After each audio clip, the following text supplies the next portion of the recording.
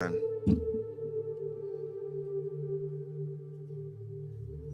Einstein made a statement. He says that I'm not interested in the phenomenon or that phenomenon. Einstein had said earlier in his life, I want to know the thoughts of God. The rest are mere details. But as he lay there dying in the Princeton hospital, he must have understood that these were secrets that God was clearly keen to hang on to. You know what the secret is? Love. Love. Love.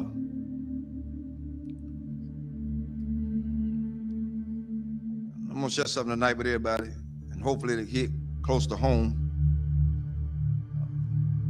To understand the mind of God is to understand the power of love. God is love. 1 John 4:8 says that God is love. Without love, there would be no forgiveness. Without love, there would be no structure. Without love, there would be no mercy. Without love, there would be no kindness. Without love, everything else would go completely out the window. I learned this week. Took some people to let me know that I was still hurting. And I'm gonna let everybody know tonight. This is my reality. Not to slight anybody. A lot of things that I know I hadn't always done right, hadn't been right. But I had an incident this week to wake me up real good. At certain points, we can give our children what we didn't have so much until we forget about teaching them structure. This week, I learned at some point you won't be respected. And that's for everybody. You're not going to be respected because they feel the way they feel. They're emotionalized. They're emotional creatures. Therefore, they don't know. But I did the one thing I thought that I would never do. Turn and walk. That's where I was. But I found out that I had a whole halo of hurt that I'd never been released from.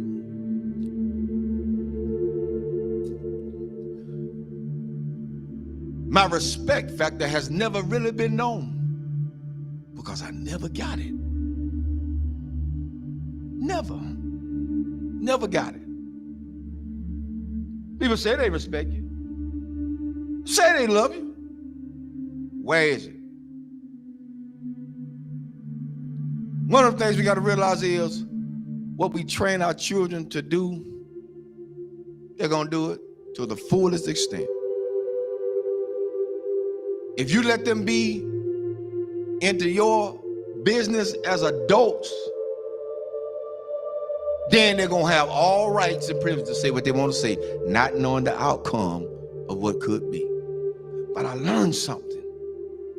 Even though I went through all that hurt and I'm still hurt, that's all right. I don't mind it. I'm going to go through this thing. I'm going to go through it. Because at this point, I don't owe nobody nothing. I owe God himself.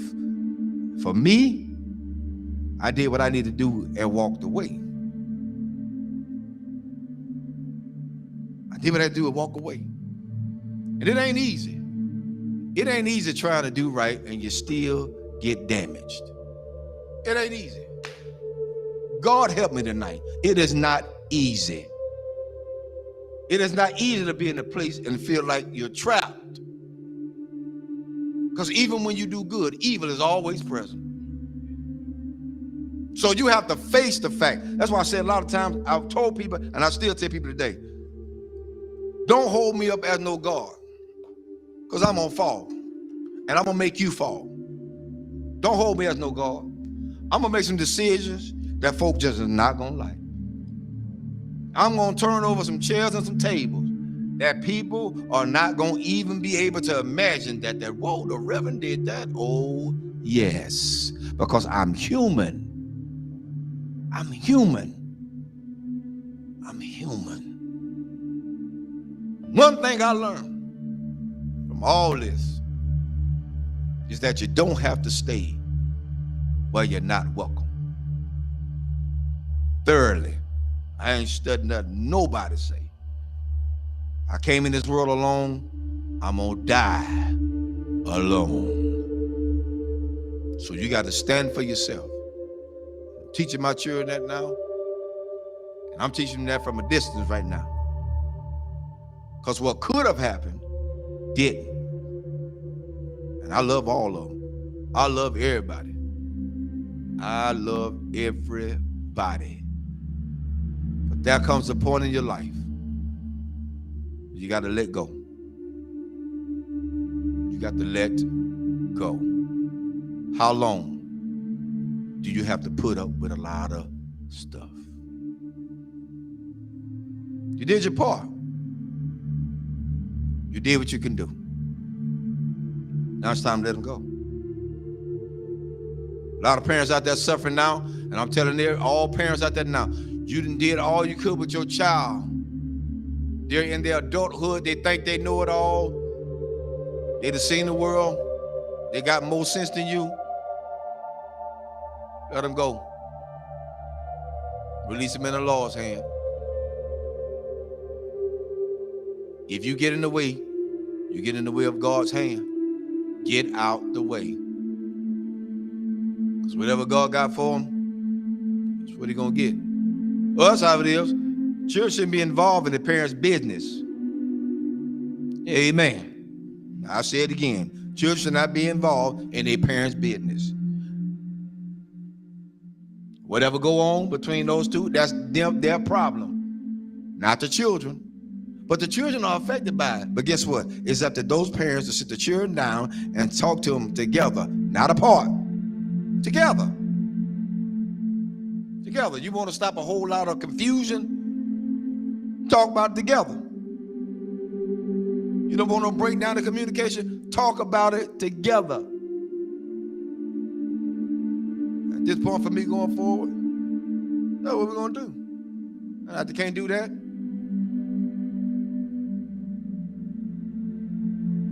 I ain't playing with them. There's a lot you can do.